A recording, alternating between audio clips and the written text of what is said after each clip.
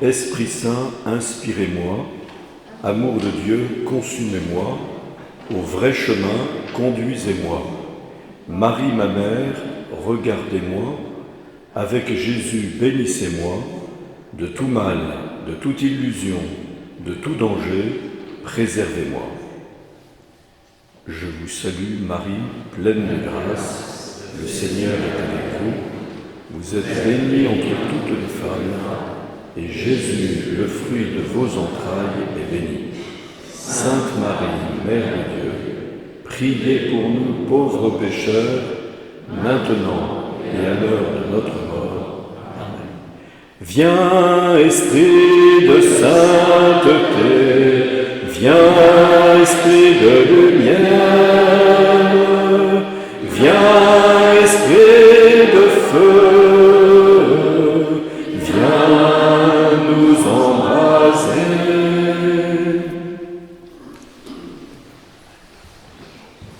Cher Pierre, de votre accueil. Merci à vous d'être venu ce soir pour cette petite causerie dans le cadre de l'année de la foi et de l'appel.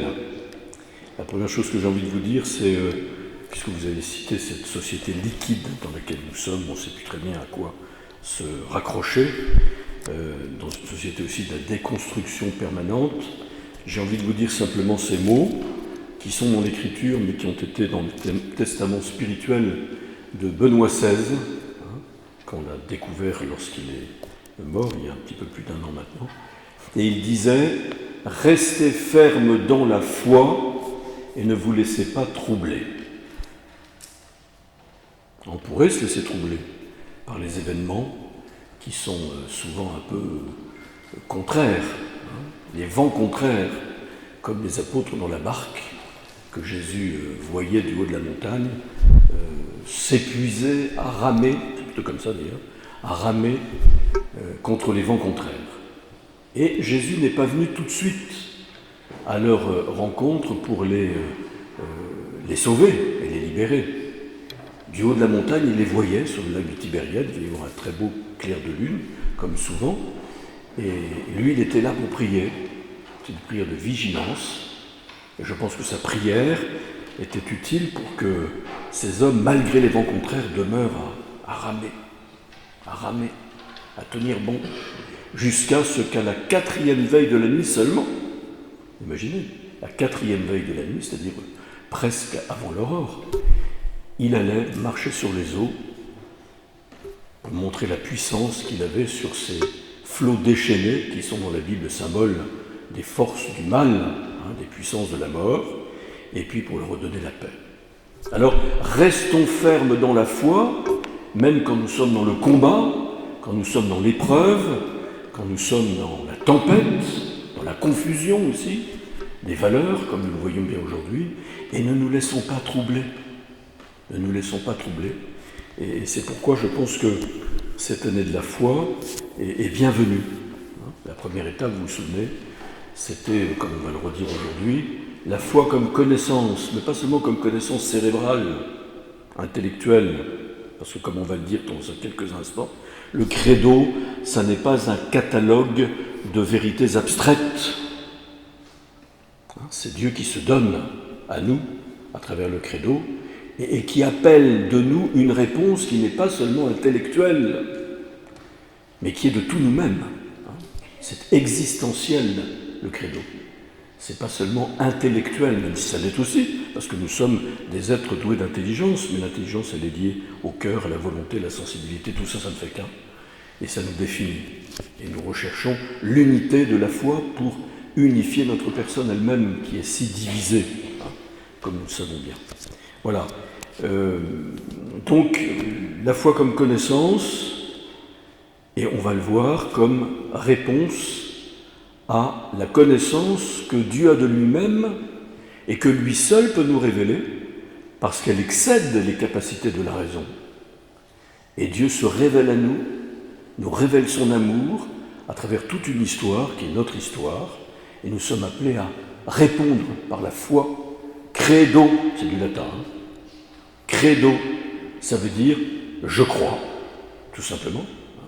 Mais ça signifie aussi le contenu de ce à quoi je crois, la réponse libre, mue par la grâce du Seigneur, comme on va le voir, parce que la foi c'est d'abord un don, c'est pas d'abord quelque chose qui est de notre initiative, un don que l'on reçoit au baptême précisément, en plénitude, qui nous donne d'adhérer à cette connaissance que Dieu a de lui-même et qui nous a révélé par grâce, c'est-à-dire gratuitement, par amour, par amour.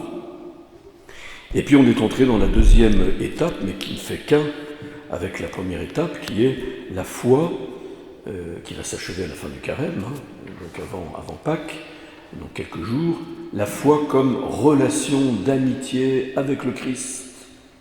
Car Dieu n'est pas une idée abstraite, Dieu est un Dieu vivant, comme dit Jésus, il n'est pas le Dieu des morts, mais le Dieu des vivants, il est le Dieu d'Abraham, d'Isaac et de Jacob, et qui s'est révélé en Jésus-Christ. Et donc la foi, c'est pas seulement une connaissance abstraite, c'est une connaissance vitale, existentielle, qui me fait entrer en relation d'amitié avec Jésus, qui nous aime. C'est pourquoi cette étape de l'année de la foi est toujours évidemment centrée sur la parole de Dieu. Toujours centrée sur la parole de Dieu, mais elle est centrée plus particulièrement sur l'oraison que sainte Thérèse d'Avila, la grande réformatrice du Carmel en Espagne au XVIe siècle, définissait comme ce colloque intime, c'est-à-dire ce dialogue intime avec Jésus-Christ dont je me sais aimé. Magnifique l'oraison. Entrer dans cette relation. Moi je ne sais pas aimer, mais lui il m'aime et il me le montre de tant de manières dans ma vie. Voilà. Ce colloque intime avec Jésus-Christ dont je me sais aimé, et comme vous le savez aussi, parce que le temps du carême, c'est le temps de l'entraînement au combat spirituel, comme nous l'avons dit au mercredi des cendres, eh bien, cette étape de la foi, elle est aussi centrée sur le combat spirituel.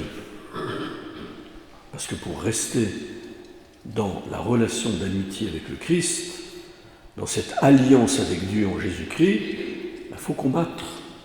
Il faut combattre. Parce qu'il y a la tentation. Parce qu'il y a la tentation de la sécurité, la tentation de l'histoire, la tentation des idoles, comme nous savons bien. Et on ne combat pas tout seul, par nos propres forces.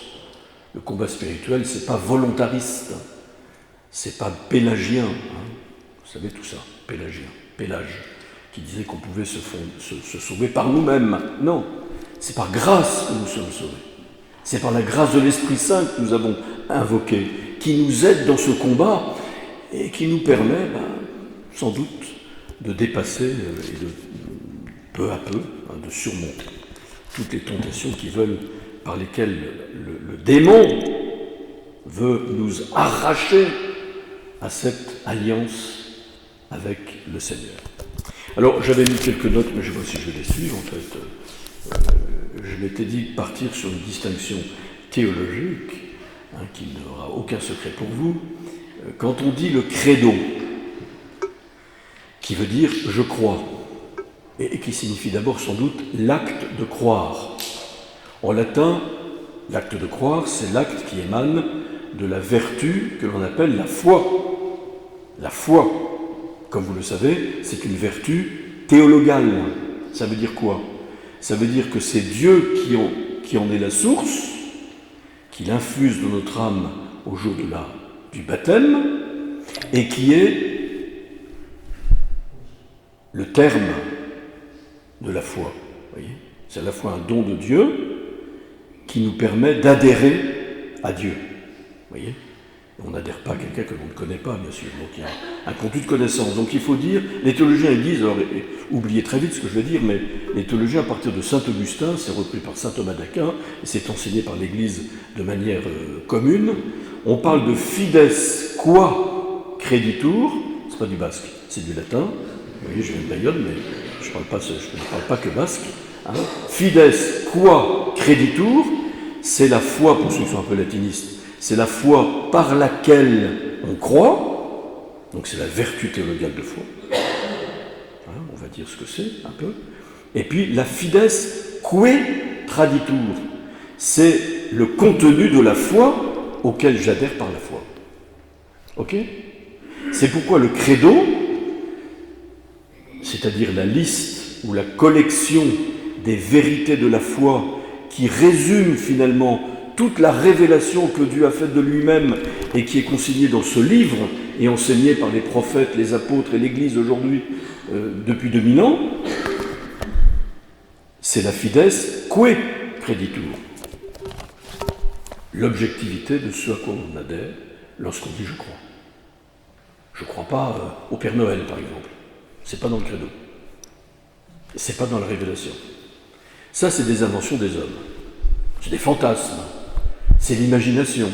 Mais ça n'existe pas. C'est terrible de dire à un enfant « tu vas écrire une lettre au Père Noël ». C'est affreux. C'est affreux d'induire les enfants en erreur avec un tel mensonge. Non, Père Noël n'existe pas. Je ne crois pas au Père Noël, moi. J'avais cru d'ailleurs, parce qu'on m'a jamais parlé du Père Noël à la maison. On me disait que c'était le petit Jésus. Bon, bref. Voilà. C'est tout ce à quoi je crois objectivement parce que Dieu me l'a révélé. Je ne crois rien d'autre que Dieu m'a dit de lui-même. Et il sait mieux me dire aussi de ce que je suis, puisque c'est lui qui m'a créé. Il me connaît par cœur. On trouve ça au 2e chapitre de Saint Jean. Il dit « Il connaissait bien ce qu'ils avaient dans le cœur, parce qu'il savait ce qu'il y a dans l'homme. » Jésus, Fils de Dieu fait homme, savait ce qu'il y a dans l'homme. Et cette humanité, il l'a parfaitement assumée. Donc il connaît l'homme, c'est lui qui l'a créé.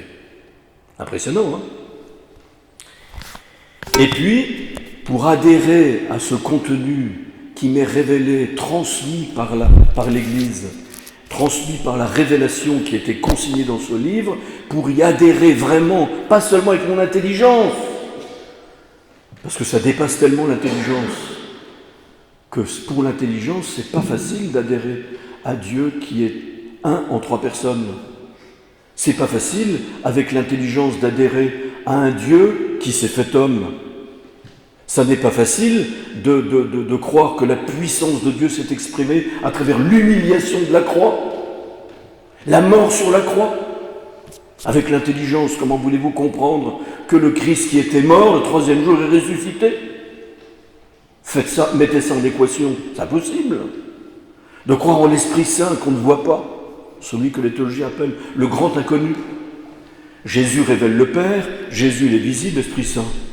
Tu entends sa voix, comme dit Jésus au chapitre 4 ou 3 de l'évangile de Saint Jean, 3 de l'évangile de Saint Jean, mais tu ne sais pas d'où il vient ni où il va. Comme le vent. Vous voyez ? Ça n'est pas facile de croire que l'Église est une, quand on voit toutes les divisions qui traversent l'Église depuis des siècles et encore aujourd'hui. Ça n'est pas facile de croire en la rémission des péchés quand on est dans un monde qui cherche des coupables pour lesquels il n'y a pas de rémission possible. Et encore, pour un certain nombre de péchés qu'on a référencés et dont on a décidé dans le relativisme, dans la dictature du relativisme, dans le relativisme dogmatique d'aujourd'hui, que ça c'est péché, ça c'est pas péché. L'absence du tri sélectif, c'est un grave péché. Faire n'importe quoi de son sexe, c'est pas un péché. Sauf quand on a décidé que, vous voyez. Mais il n'y a pas de rémission pour cela. Pas facile de croire en tout ça, avec l'intelligence. Voilà pourquoi Dieu nous fait don de la foi. Fides qua creditur, pour adhérer, pas seulement par l'intelligence, mais de tout moi-même, à la fides que creditur, et qui est consignée dans ces symboles de la foi. Vous voyez, je crois que ce qui est très important de comprendre là, je vais vous donner une définition que vous comprendrez sans doute très bien, qui est de saint Thomas d'Aquin, ce grand docteur du Moyen-Âge, qu'on appelle le docteur commun de l'Église, qui dit « La foi, c'est Dieu, vérité, c'est-à-dire Dieu tel qu'il s'est révélé, et qui est consigné encore une fois dans ce livre transmis par l'Église à travers sa prédication depuis 2000 ans. C'est Dieu, vérité, qui s'empare de l'intelligence de l'homme, grâce sans doute à une grâce particulière qui meut la volonté pour que l'intelligence adhère à quelque chose qui le dépasse et auquel elle n'est pas appelée d'instinct à adhérer, comme je viens de vous le dire. C'est Dieu, vérité, tel qu'il s'est révélé, qui s'empare de l'intelligence de l'homme et qui attire à lui toute la personne. magnifique comme définition. Et vous retrouverez une autre définition un tout petit peu plus simple, mais qui est dans le même esprit, dans la même veine, de Saint Jean-Paul II. Je crois que c'était au cours d'une rencontre avec des jeunes qu'apporte. Il dit « La foi, c'est un don de Dieu qui entraîne le don de la personne tout entière et qui trouve sa perfection dans l'amour. » Magnifique.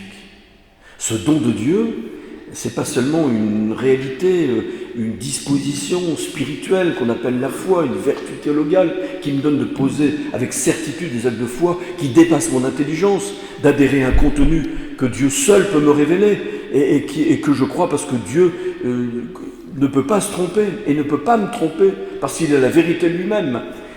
C'est la vérité d'abord qui s'empare de mon intelligence, c'est Dieu lui-même qui s'empare de mon intelligence pour la faire adhérer à lui, tel qu'il s'est révélé, mais qui attire à lui toute ma personne.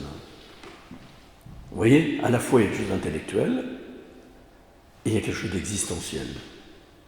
Et les deux sont toujours liés. Pour redire encore une autre manière de dire ce que je vous ai déjà dit, la foi, c'est la réponse de l'homme, et une réponse qui va engager non seulement son intelligence, comme je viens de le dire, mais toute sa personne, à Dieu qui se révèle. Donc à la révélation objective de Dieu, qui trouve sa plénitude dans le Christ. Alors écoutez ce passage de l'Épître aux Romains, que vous connaissez bien, au chapitre 10, versets 14 et suivants. Mais comment l'invoquer sans d'abord croire en lui ? Il s'agit de savoir si tous ont le même Seigneur, je dis le verset qui précède, riche envers tous ceux qui l'invoquent. En effet, quiconque invoquera le nom du Seigneur sera sauvé. C'est magnifique, magnifique. Quiconque invoquera le nom du Seigneur sera sauvé. Mais comment l'invoquer sans d'abord croire en lui ? Dit saint Paul. Et comment croire sans d'abord l'entendre ?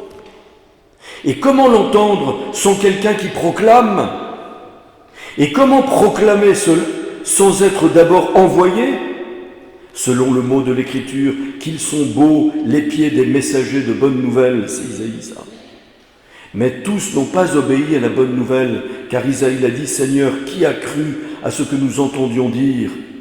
Ainsi, écoutez bien ça, la foi naît de ce que l'on entend, et ce que l'on entend, c'est la parole du Christ. Fides ex auditu, cette fameuse formule qui traverse toute l'histoire de la théologie et qui est tirée tout simplement de saint Paul. La foi naît de ce que l'on entend. Et ce que l'on entend, c'est la parole du Christ. Dites-moi ce que vous entendez chaque jour, et je vous dirai quelle est votre foi. Est-ce que c'est la parole du Christ que nous entendons le plus souvent ? Ou est-ce que c'est la catéchèse du monde ? La radio, la télévision, les médias. Qu'est-ce que je lis en premier quand je me lève le matin ? Le journal ? Bon, pas les jeunes, le journal chez les jeunes. On regarde les réseaux sociaux. Tant mieux. C'est peut-être presque encore pire. Parce qu'au moins dans le journal, il y a un acte de lecture qui fait qu'il y a quand même une distance réflexive entre ce que l'on lit et ce que l'on intègre. Alors que quand on lit ça sur le vote, on est abreuvé d'images, de thèmes. Vous me direz votre foi. Vous savez, cette Bible-là, j'imagine que vous avez tous une Bible. Tous une Bible chez vous. Où est-ce qu'elle est, la Bible ? Dans une étagère ? On la sort de temps en temps parce qu'il y a un exercice, il y a une conférence, il faut qu'on dise cela.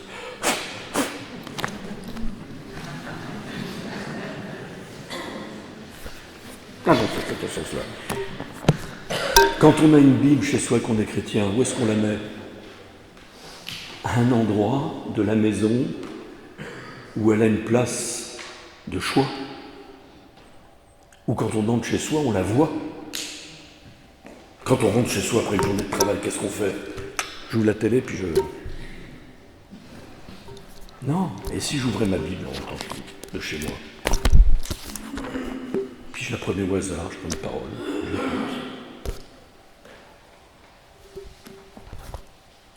C'est important, hein? La foi naît de ce que l'on entend. La foi est d'abord un don de Dieu, qu'on reçoit au baptême, sans doute.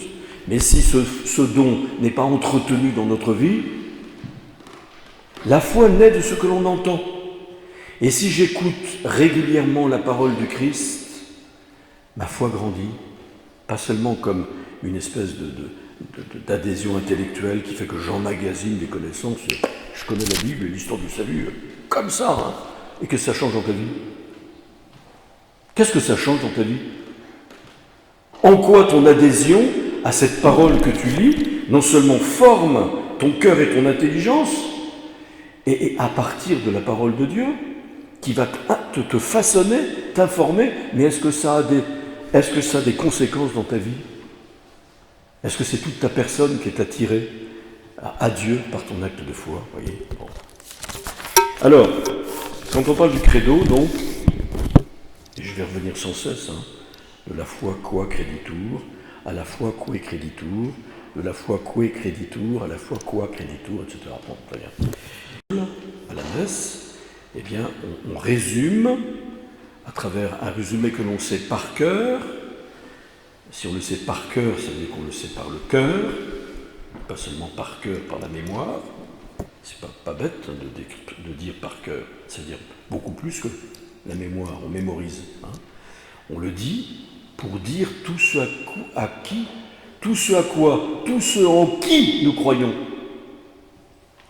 Et quand on dit le credo, c'est ça qui est extraordinaire, on va voir la jeunesse de tout ça, c'est que quand je dis le credo avec foi, pas seulement comme une ritournelle que je répète à toute vitesse, je crois en Dieu le Père du Saint-Créateur du Saint-État, non Jésus-Christ, son Fils, notre Dieu, qui a été conçu du Saint-Esprit, de la Vierge Marie, de Saint-Esprit, bon, voilà, c'est bon. Allez, à la suite, prière universelle, bon, très bien. L'Eucharistie, c'est un peu long, hein, puis en plus le serment du curé, là, il a duré une plombe, donc on est... Quand je dis le credo, avec la foi, je dis la foi qua creditur, ok? Mais je le dis avec la foi qua creditur, ce don que Dieu m'a fait, cette vertu théologale, qui me donne de toucher Dieu, d'entrer en communion avec Dieu, de toucher directement Dieu. Je ne sais pas si vous vous rendez compte de ce que ça veut dire. Dans le voile de la foi, parce qu'on n'est pas encore au ciel, ok? Mais réellement, Saint Jean de la Croix, il a une formule magnifique, imagée, qui le fait comprendre. Il dit, à travers les surfaces argentées des dogmes, c'est-à-dire l'énoncé des vérités de la foi, je touche l'or de la substance divine. C'est magnifique.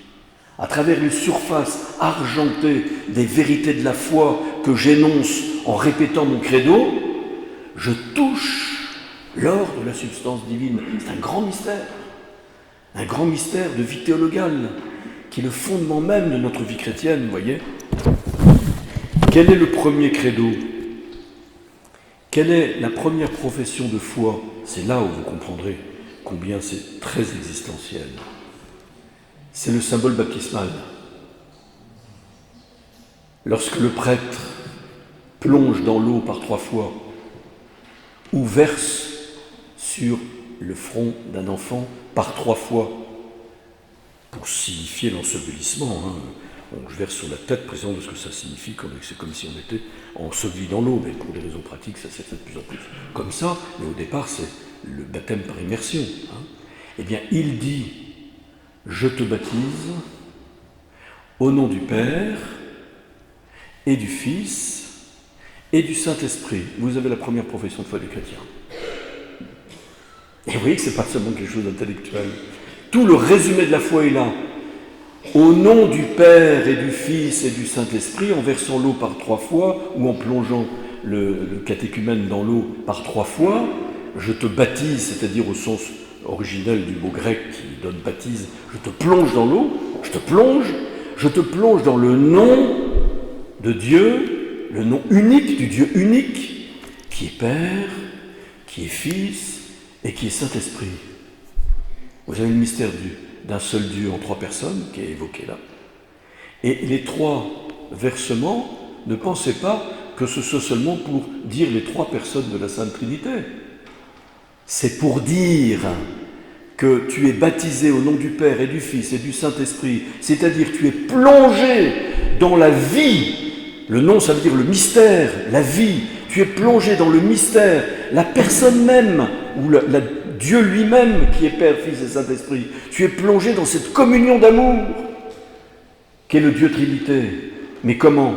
Par la mort et la résurrection de Jésus, parce que les 3 fois que l'on verse l'eau ou que l'on plonge le catéchumène dans l'eau, ça rappelle que le Christ est mort sur la croix et que le 3e jour, il est ressuscité. Tout est là. Ce Dieu Trinité, qui est un Dieu d'amour, qui est une communion d'amour, il s'est révélé en plénitude et nous avons pu être plongés dans cette communion d'amour de Dieu depuis le jour de notre baptême par la mort et la résurrection de Jésus. C'est le résumé de l'essentiel de la foi, du credo, du symbole. Et nous en faisons mémoire sans cesse. La plus brève profession de foi du chrétien, c'est quoi ? C'est lorsque je rentre dans l'église, comme pour me rappeler que le jour de mon baptême, lorsque j'étais plongé dans la communion d'amour de Dieu qui est Père, Fils et Saint-Esprit, que je suis devenu son enfant, qu'il m'a lavé du péché, cet obstacle qui m'empêche d'être en communion avec Dieu, au jour de mon baptême, je suis entré en même temps dans l'église, qui est une communauté. C'est magnifique. Je suis rentré dans l'église, et chaque fois que je rentre dans une église, je ne peux pas y rentrer d'une manière distraite. D'ailleurs, il y a de l'eau bénite, je suppose, à l'entrée de l'église. Je sais bien qu'au moment du Covid, on a tout enlevé, bon, d'accord, mais j'espère que c'est revenu quand même tout ça. Voilà. Je prends de l'eau bénite pour me rappeler qu'au jour de mon baptême, j'ai été plongé dans la vie du Père et du Fils et du Saint-Esprit, du Dieu qui est communion d'amour, par la mort et la résurrection du Christ, parce que je trace le signe de la croix sur mon corps.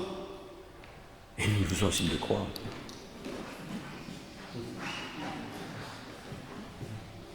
Je m'arrête, je fais le signe de croix en entrant dans l'église, et je me rappelle ce jour béni, où j'ai été plongé dans la vie de Dieu, partageant sa nature, participant à la nature divine, comme dit Saint Pierre, dans sa première épître ou la deuxième qu'apporte.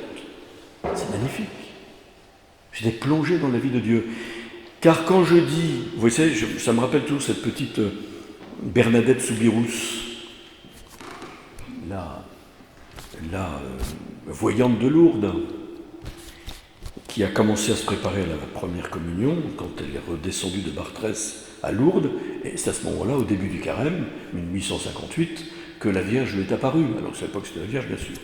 Et pourquoi elle était descendue ? Parce qu'il n'y avait pas de prêtre à Bartrès, et elle voulait préparer sa première communion. Il fallait qu'il y ait un prêtre. Et donc, elle a commencé à suivre le catéchisme. Évidemment, comme elle avait été malade toute petite, elle était très en retard par rapport aux autres. Et donc à l'école, elle faisait un peu nigaude, un peu empêtrée, alors que les autres étaient plus petites. Et la bonne sœur, avec sa cornette, je ne sais pas, trouvait un malin plaisir à l'interroger pour qu'elle réponde au catéchisme question-réponse. C'est magnifique, le question-réponse, remarquez, quand c'est bien fait. Ça montre bien que c'est une forme dialogique qui montre que la foi, c'est un dialogue entre Dieu et l'homme. Dieu qui me parle, et l'homme qui par la foi y répond. Donc il ne faut pas se moquer du catéchisme de nos enfants, comme on disait autrefois. Moi j'ai commencé à apprendre le catéchisme par les questions-réponses. Ensuite on est tombé dans des escargots, au moment de profession de foi, c'est vrai que ma mère a dit non, tu ne vas pas faire ta profession de foi avec un catéchisme comme ça. Donc elle est allée acheter, comme une bonne maman chrétienne, un catéchisme question-réponse qu'elle avait connu sans doute dans son enfance, et elle me l'a appris. Je me vois encore assis sur le petit tabouret blanc de la cuisine, pendant qu'elle prépare son repas, et qu'elle me fait réciter ma leçon. Et c'est ça qui m'a fait rentrer dans la foi objective dans laquelle j'avais été plongé au jour de mon baptême. Vous voyez, alors donc, voilà, question, qu'est-ce que Dieu ? Trou noir. Bernadette est debout au milieu de ses compagnes, beaucoup plus petites, qui rient sous cap, se moquent d'elle, parce qu'elle passe son temps à se moquer d'elle. Parce que la famille Soubirous, c'est la risée de la ville de Lourdes. C'est la famille la plus pauvre, qui est réduite à vivre dans un cachot. Et puis tout d'un coup, dans un élan de foi, cette petite qui dit déjà toute son expérience qu'elle a de Dieu par le baptême, elle dit « Dieu est amour !» Et la bonne sœur lui dit « Bon, assieds-toi Soubirous, 0. » Ah oui, c'était pas la bonne réponse. Dieu est amour. Le mystère de la Sainte Trinité, c'est ça. Dieu est amour. Dieu n'est pas seulement amour parce qu'il nous a créés, parce qu'il nous a sauvés. C'est comme ça que nous savons que Dieu nous aime. La preuve que Dieu nous aime, comme dit saint Paul, c'est que le Christ, alors que nous étions pécheurs, c'est-à-dire ses ennemis, est mort pour nous, alors que nous n'étions pas des justes. Mourir pour un juste, c'est déjà pas mal, mais lui, il est mort pour nous qui étions pécheurs. Donc on a découvert l'amour de Dieu à travers Jésus-Christ en plénitude, qui accomplit toute l'histoire de l'Ancien Testament, où Dieu a manifesté son amour à son peuple de bien des manières, surtout lorsqu'il était infidèle, n'est-ce pas? Il ne l'a jamais condamné. Il est toujours allé le rechercher, le repêcher. Il lui a toujours pardonné. Mais Dieu est amour de toute éternité. Dieu est amour de toute éternité. On n'est pas amour quand on est tout seul, monolithique. L'amour suppose une relation. Voilà pourquoi ce Dieu qui est unique, je crois en un seul Dieu, le monothéisme des Juifs, y compris des musulmans maintenant, et des chrétiens. Ce Dieu est unique, mais parce qu'il est amour, il est communion d'amour entre le Père, le Fils et l'Esprit Saint, qui sont Dieu à égalité. Ça veut dire qu'ils se communiquent au sein de la Sainte Trinité un unique acte d'exister divin. C'est ça le mystère du Dieu unique. Un unique acte d'exister divin qui n'est pas partageable, qui n'est pas sécable. Mais les trois personnes sont distinctes par leur relation. Le Père n'est pas le Fils n'est pas le Père, l'Esprit Saint n'est ni le Père ni le Fils. Le Père engendre le Fils de toute éternité, le Fils est engendré par le Père de toute éternité, et leur lien d'amour, c'est une personne qui s'appelle l'Esprit Saint, qui procède du Père et du Fils, comme nous le disons dans le Credo. C'est magnifique. Tout ça pour dire que Dieu Trinité, c'est un Dieu d'amour, qui est amour, pas seulement qui nous aime, mais qui est amour. Et parce qu'il est amour, il nous aime. Et parce qu'il est amour, il nous a créé à son image pour aimer. Aimer Dieu et aimer nos frères. Et c'est dans cet amour don de soi que nous trouvons notre bonheur sur la terre. Et nous le savons bien par la négative et par défaut. Lorsque nous n'aimons pas, nous sommes profondément malheureux. Vous voyez ? Alors, nous croyons en un Dieu qui est Père, Fils et Saint-Esprit, tout est dit, révélé par Jésus-Christ mort et ressuscité. Voilà pourquoi nous traçons, en même temps que nous le disons, le signe de la croix sur notre front, parce qu'au jour de notre baptême, c'est par la mort et la résurrection du Christ, signifiée par le geste du baptême, que nous sommes entrés dans cette communion d'amour. On voudrait rester, hein, mais nous ne restons pas, hélas. Et c'est pourquoi nous avons besoin sans cesse de ce nouveau baptême, comme disent les pères de l'Église, qui est le sacrement de la pénitence et de la réconciliation. Dis-moi le prix qu'a ton baptême. Dis-moi comment tu te confesses régulièrement, et je te dirai le prix que tu donnes, que tu attribues à ton baptême, qui t'a fait rentrer dans cette communion d'amour. Dis-moi, si tu ne te confesses pas, me dis pas que tu es complètement consciente d'être entré dans cette communion d'amour au jour de mon baptême. Le sacrement de la pénitence n'a pas été institué par Jésus pour nous culpabiliser.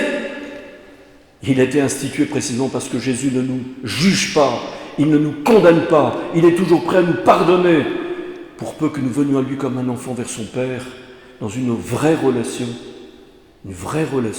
d'amitié, d'intimité, et que nous lui demandions pardon, pour que lui, par sa grâce, il nous pardonne toujours, jusqu'à, comme disait le Saint curé d'Ars, oublier lorsqu'il nous pardonne que nous allons recommencer. Parce qu'hélas, nous sommes tellement faibles, voyez.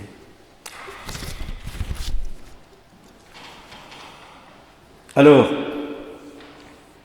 seulement, Dieu nous a révélé son mystère de manière un peu plus développée, et peu à peu, nous avons développé ce premier symbole de la foi, mais qui est quand même très important. Hein. Moi, je pense aux petits-enfants nous baptisons. Alors ils sont inconscients, complètement inconscients.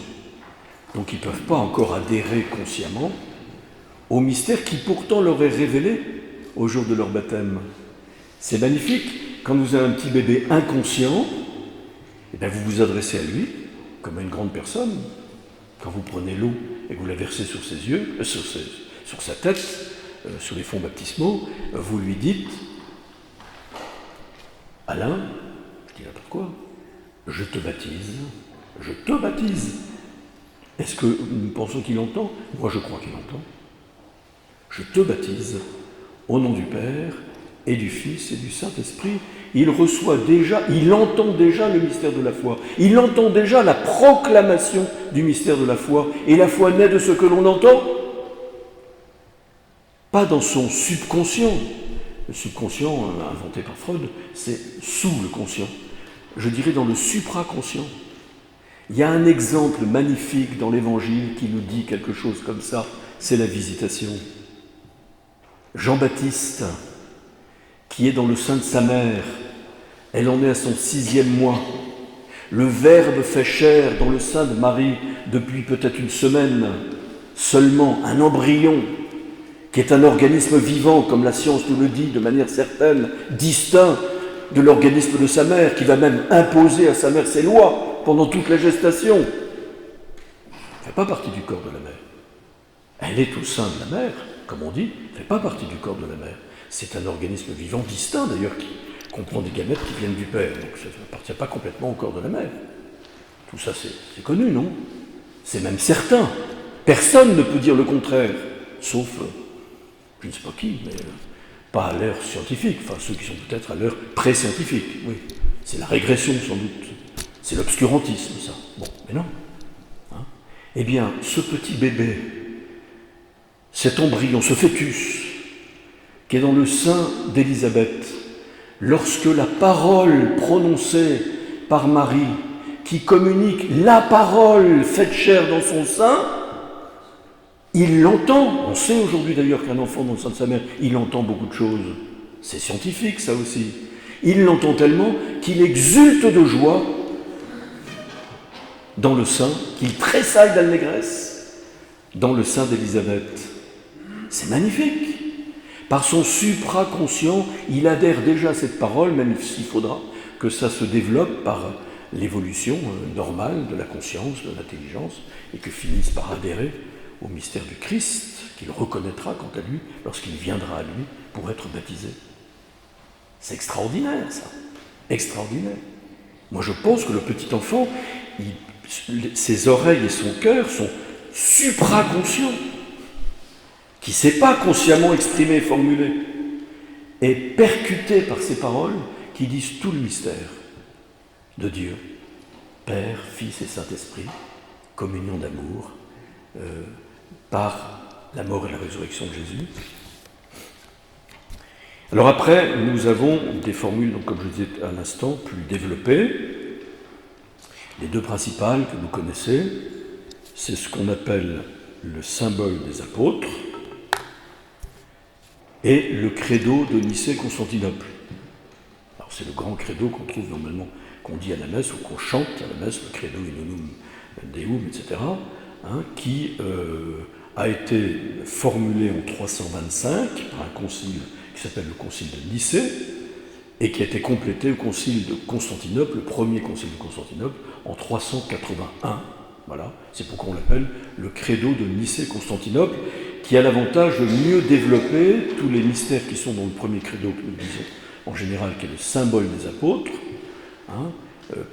face aux hérésies christologiques trinitaires des premiers siècles. Les conciles ont voulu préciser comment il fallait entendre ce qui nous était révélé de la part de Dieu, avec tout le pouvoir, si vous voulez, magistériel du magistère de l'Église. Voilà, assisté de l'Esprit Saint promis par le Christ. On va s'arrêter, nous, au symbole des apôtres. Pourquoi on l'appelle le symbole des apôtres et quelle est son histoire ? C'est la profession de foi de l'Église de Rome, qui est déjà connue dans cette forme actuelle au IVe siècle.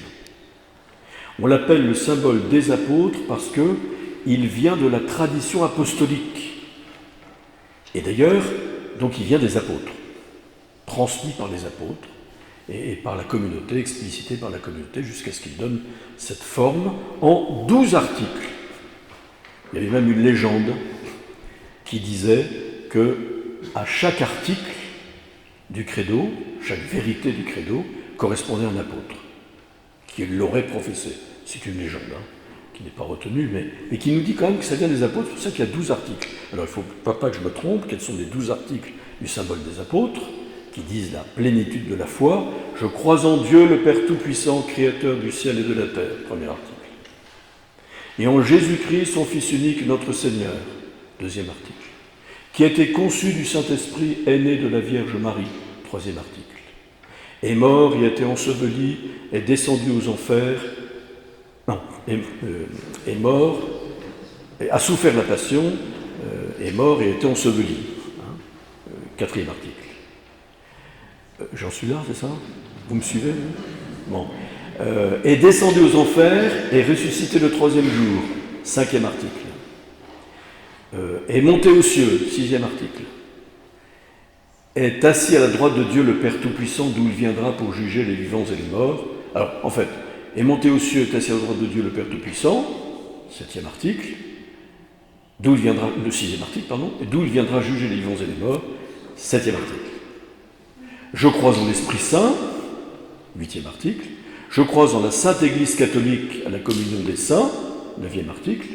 Je crois en la rémission des péchés, en la résurrection de la chair et en la vie éternelle. C'est bon? 12 articles. Non, ce qu'il faut regarder surtout, c'est la structure du symbole des apôtres. Et savoir en qui vraiment je mets ma foi. Évidemment, la structure est trinitaire. Je crois en Dieu, le Dieu unique, Père Tout-Puissant, Créateur du ciel et de la terre, c'est le Père.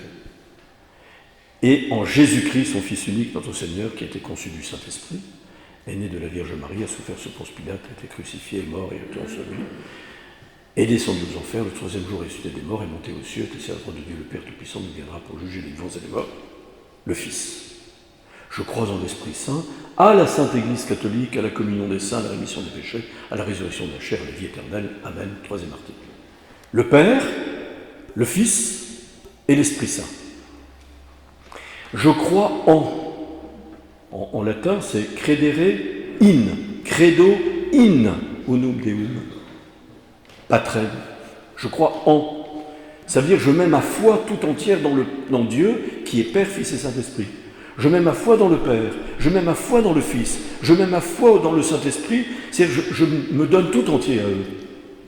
Parce que je vous ai dit tout à l'heure que mettre sa foi, c'est pas seulement intellectuel, mais c'est apporter toute ma personne dans cette relation de foi, de confiance avec le Père, le Fils et l'Esprit Saint. Mais je ne crois pas en l'Église. Je crois à l'Église. C'est-à-dire que je crois l'Église, fruit de l'Esprit Saint, fruit de la Trinité, œuvre par excellence, la plus belle œuvre que Dieu ait faite, c'est l'Église. Voilà pourquoi elle est dans le credo, l'Église. Mais c'est l'œuvre de la Trinité. Elle était déjà présente de toute éternité dans le cœur de Dieu parce qu'il voulait créer l'homme pour le faire entrer dans sa communion d'amour. Et l'Église est une communion d'amour entre les hommes. Parce qu'elle est une communion d'amour avec Dieu, à partir du baptême. Voyez ? Donc c'est l'œuvre de la Sainte Trinité, et plus spécialement l'œuvre de l'Esprit Saint, qui est l'âme de l'Église. C'est Jésus qui a fondé l'Église, mais c'est par le don de l'Esprit Saint qu'elle est devenue vivante et missionnaire, pour partager et proclamer la foi et la transmettre au monde entier. Voyez ? Et alors, au Père, au Fils et à l'Esprit Saint, en qui nous mettons toute notre foi, qui sont unis en se communiquant l'unique acte d'exister, voilà ce que je dis quand je dis je crois en Dieu, Père, Fils et Saint-Esprit, eh bien, on attribue à chaque Père une œuvre particulière, à chaque personne de la Sainte Trinité, une œuvre particulière, même si nous avons la certitude que c'est Dieu tout entier qui accomplit ses œuvres, parce que la volonté en Dieu, puisqu'il est un Dieu unique, n'est pas partagée. Voyez ? Qu'est-ce qu'on attribue au Père qui engendre le Fils, engendré par le Père, d'où procède l'Esprit Saint? Qu'est-ce qu'on attribue au Père? La création. Je crois en Dieu, le Père Tout-Puissant, créateur du ciel et de la terre. Qu'est-ce qu'on attribue au Fils? La rédemption. L'incarnation, rédemption. Je crois en Jésus-Christ, son Fils unique, notre Seigneur, qui a été conçu du Saint-Esprit, est né de la Vierge Marie, a souffert sous Ponce Pilate, est mort, etc. est ressuscité et reviendra dans la gloire pour juger les vivants et les morts. Vous voyez? Au Fils, c'est la rédemption. Et à l'Esprit Saint, qu'est-ce que c'est? C'est la sanctification. Et comment l'Esprit Saint, Dieu tout entier, à travers l'Esprit Saint, va nous sanctifier? Par l'Église, qui est communion des saints, qui nous donne la rémission des péchés, qui nous promet la résurrection de la chair et qui nous établira dans la vie éternelle. Vous avez vu? Je crois, les premiers mots du symbole des apôtres, la vie éternelle, le dernier mot. Quand on accueille un enfant pour le baptême à la porte de l'église, on demande aux parents: que demandez-vous à l'église de Dieu? Tellement important l'église, cette œuvre de Dieu, que c'est par l'église que nous recevons la foi. Pas sans l'église. C'est par l'église que nous recevons la foi. Et par l'église seule, qui est le corps du Christ, que nous recevons le don de la foi, de manière ordinaire, bien sûr. Eh bien, on demande aux parents: que demandez-vous à l'église de Dieu? Et ils doivent répondre: la foi. Le baptême, on le sait bien, c'est le baptême liturgique. Bon, la foi, parce que c'est ça le don du baptême, c'est la foi. Qu'est-ce qui caractérise le chrétien? C'est la foi qui me relie à un Dieu qui me dépasse et qui sera source de l'espérance et de la charité. C'est la foi. Et que vous procure la foi? La vie éternelle. C'est magnifique.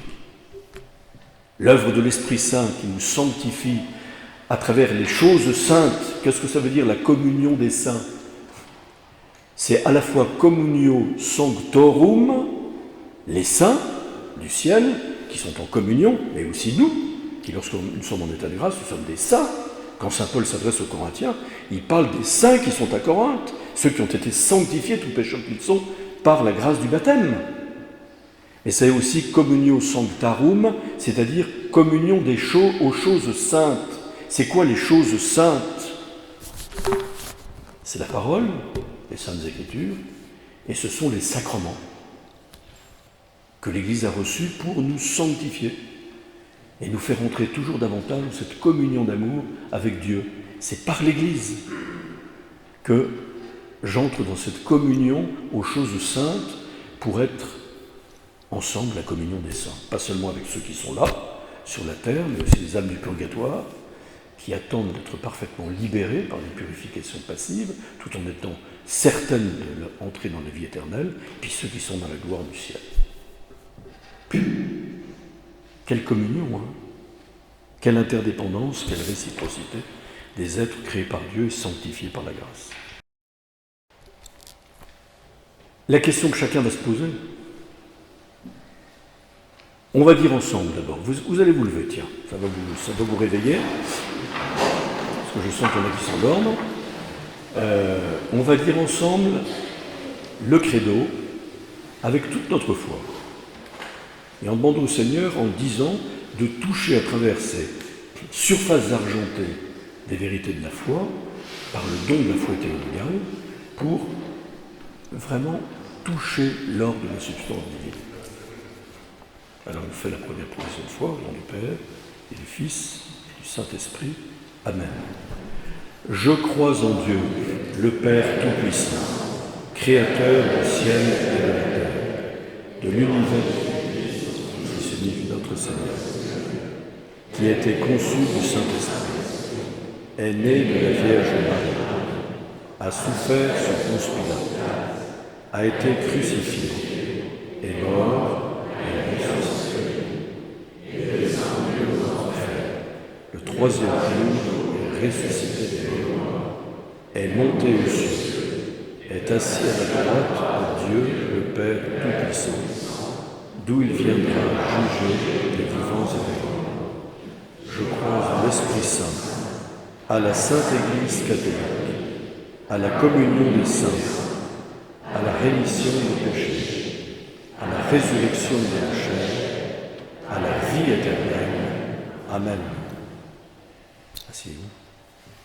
Quand on dit Amen, vous savez pourquoi on dit Amen, qui est ce mot araméen ou hébreu, qui n'a pas été traduit, même si autrefois on traduisait par ainsi soit-il, mais ça veut dire c'est vrai.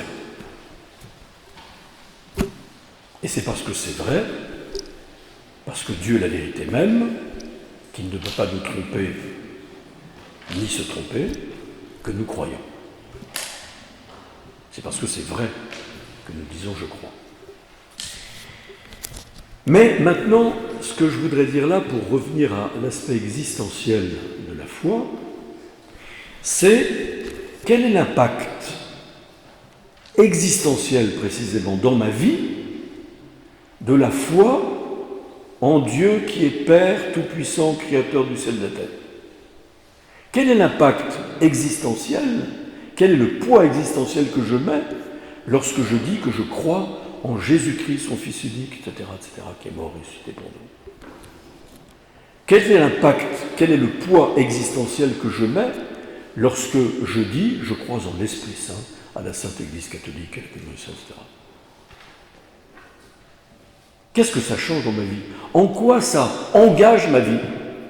En quoi ça engage ma vie? Car je vous l'ai dit, la foi est un don de Dieu qui entraîne le don de la personne tout entière et qui trouve sa perfection dans l'amour. La foi, c'est Dieu vérité première, se révélant, qui s'empare de mon intelligence pour attirer à lui tout l'homme. Qu'est-ce que ça veut dire dans ma vie concrète que Dieu est créateur? Et que sa création, elle est bien faite. Et qu'elle est parfaite. C'est nous qui avons gâché la création par l'usage mauvais de notre liberté à travers nos premiers parents au jardin d'Éden, n'est-ce pas? Mais la création de Dieu est parfaite. Qu'est-ce que ça veut dire pour moi de dire je crois vraiment en Dieu créateur? Ça veut dire, j'accepte ce donné qui vient de Dieu. Je m'accepte comme une créature de Dieu. Et je sais que même si, pour des raisons psychologiques, sociologiques, culturelles, que sais-je encore, et le brouillage aussi de tous les repères par le péché qui est entré dans le monde et qui me marque encore, peut-être que je ne suis pas toujours à l'aise d'être créé par Dieu, je ne suis pas à l'aise d'être homme ou d'être femme. Et pourtant, Dieu a bien fait les choses. À part un film de maladies ou de déformations structurelles. Si j'étais fait homme ou femme, Dieu a bien fait les choses. C'est ça, croire en Dieu, créateur du ciel et de la terre. Il a fait la nature belle, pas pour que je la détruise, pas pour que je transgresse sans cesse les lois de la nature, même s'il m'a donné une capacité de prolonger la nature à travers la culture, l'agriculture. La culture, c'est le prolongement de la nature par l'industrie de l'homme, qui a été créé en effet à l'image de Dieu, doté d'une liberté qui s'enracine dans une nature faite de l'intelligence, pour connaître, de la volonté, pour aimer et pour agir. Vous voyez comment je respecte la création, comment je la prolonge par mon travail. On est dans une société où on ne reconnaît plus Dieu créateur, où l'homme prétend même, en se révoltant contre Dieu, se créer lui-même. Transhumanisme, tout ce que l'on entend, les gender studies. On finit par dire, on est tellement dissocié entre l'homme, l'âme et le corps, entre la liberté qui finit par être extrinsèque au corps, qu'on a été créé âme et corps, dans l'unité. Voilà ce qui est sorti des mains du Créateur. Que l'on finit par dire, moi j'ai décidé, quoi ensemble mon corps, d'être une femme. D'ailleurs, je porte une robe.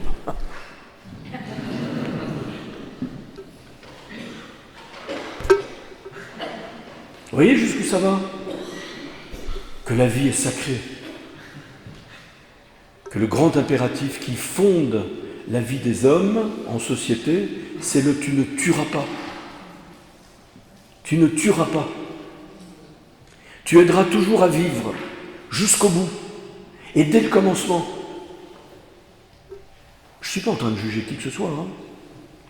Je constate qu'il y a un tel brouillage, comme disait saint Jean Paul II, il y a un tel obscurcissement de la conscience, parce qu'il y a quelqu'un sans doute qui en veut au projet créateur de Dieu, mais nos ennemis ne sont pas des hommes de chair et de sang, ce sont des êtres spirituels, célestes, qui habitent les espaces célestes, comme dit saint Paul au chapitre 6 des Éphésiens, et qui veulent se rendre maîtres du monde et de l'homme, le prince de ce monde, qui s'est trouvé, hélas, des failles dans notre humanité pour pouvoir trouver des suppôts qui vont accomplir son œuvre, sa basse œuvre, pour contrecarrer le dessein créateur de Dieu. C'est ça que ça veut dire, comment je m'accepte moi-même comme une créature, avec ses limites, mais faite pour, par sa liberté, avec la grâce de Dieu, devenir Dieu, et pas à partir de moi-même, à partir de Dieu qui me donne ce don gratuit d'être son enfant et de participer à sa nature divine. Vous voyez, quel est l'impact concret de ça dans ma vie? Chacun peut trouver, dans son histoire. Qu'est-ce que ça veut dire concrètement de croire que Jésus est le Fils de Dieu fait homme, qui est mort sur la croix pour nous sauver et qui est ressuscité le troisième jour? Comment est-ce que je reconnais dans ma vie que le Christ est vainqueur de la mort? Il n'est pas vainqueur de la mort in abstracto. Il n'est pas mort sur la croix et ressuscité in abstracto, comme un événement historique qui a eu lieu il y a bien longtemps et dont on se souvient chaque fois qu'on se rassemble autour de la croix du Christ. Mais c'est ta mort qu'il a vaincu. C'est ta mort qu'il a vaincu. Et quand est-ce qu'il a vaincu ta mort? Quand est-ce qu'il a vaincu ta mort? Quand est-ce que ta mort a été engloutie dans sa victoire de la résurrection? Quand est-ce qu'il t'a donné la vie? Tu fermes les yeux, tu regardes ton histoire récente, cette semaine même peut-être. Quand est-ce qu'il a vaincu ta mort et qu'il t'a redonné la vie? C'est ça que ça veut dire, ce que je crois en Jésus-Christ mort et ressuscité. Et enfin, quel poids existentiel je mets dans cette adhésion de la foi au mystère de l'Esprit Saint, dans l'Église, communion des saints, qui me donne la rémission des péchés, la résurrection de la chair et la vie éternelle. Quand est-ce que ça a un impact concret dans ma vie? Ma vie dans l'Église, ma vie de communion dans l'Église, qui commence par ma communion aux choses saintes que l'Église me donne pour me sanctifier, l'Eucharistie en particulier, qui est le sommet et la source de la vie chrétienne, celui qui mange ma chair et boit mon sang, dit Jésus, a au présent la vie éternelle, et moi je le ressusciterai au dernier jour. Car ma chair est une vraie nourriture, mon sang est une vraie boisson. Si vous ne mangez pas la chair du Fils de l'homme, si vous ne buvez pas son sang, vous n'avez pas la vie en vous. C'est vital l'Eucharistie, c'est vital, puisque c'est là que Dieu me donne la vie. Et celui qui mange ma chair et boit mon sang demeure en moi et moi je demeure en lui. De même que moi je vis par le Père, celui qui me mange vivra par moi. C'est prodigieux toutes ces paroles-là, mais qu'est-ce que ça a comme impact concret dans ma vie? Et quel est le fruit concret de ma foi dans l'Esprit Saint, dans l'Église, dans la communion des saints, à travers ma charité fraternelle? Jusqu'à l'amour des ennemis. Parce que Jésus ne me dit pas seulement comme dans le Lévitique, tu aimeras ton prochain comme toi-même, mais tu aimeras ton prochain comme moi je t'ai aimé. Tu aimeras ton prochain plus que toi-même, parce que moi, je vous aimais plus que moi-même, jusqu'à donner ma vie, non pas pour des justes, parce que je suis un pécheur, mais pour ceux qui étaient mes ennemis, et j'ai supplié le Père de leur pardonner, car ils ne savent pas ce qu'ils font. Ou alors on dit le credo de manière mensongère. Alors bien sûr qu'on n'est pas parfait, et qu'on a besoin sans cesse de recourir à la grâce du Seigneur, car sans lui, nous ne pouvons rien faire, comme il nous l'a dit, et c'est lui qui nous maintient toujours plus dans cette communion d'amour avec Dieu, qui porte le fruit de la charité fraternelle, dans la communion, dans l'unité avec nos frères. Voilà. Bon, moi j'ai assez parlé comme ça, je m'arrête. Merci en tout cas. Alors tâchons d'essayer de faire de notre pain la beauté de ce mystère de la foi, ce don que Dieu nous a fait, qui est un don magnifique. Et j'espère que ça aura quelques petites résonances dans votre vie et au cœur de votre montée vers Pâques.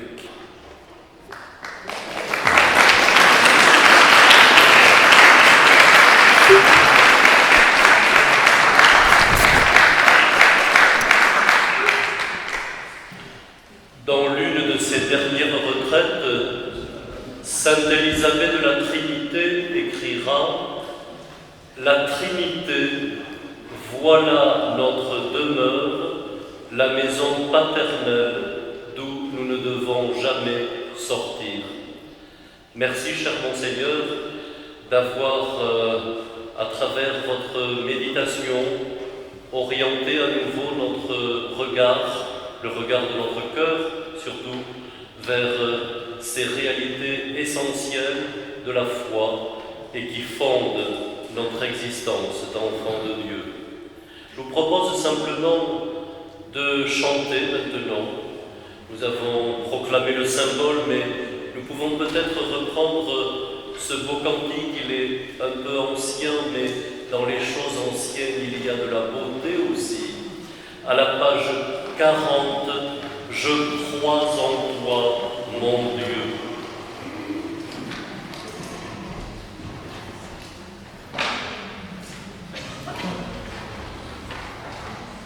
Nous mettons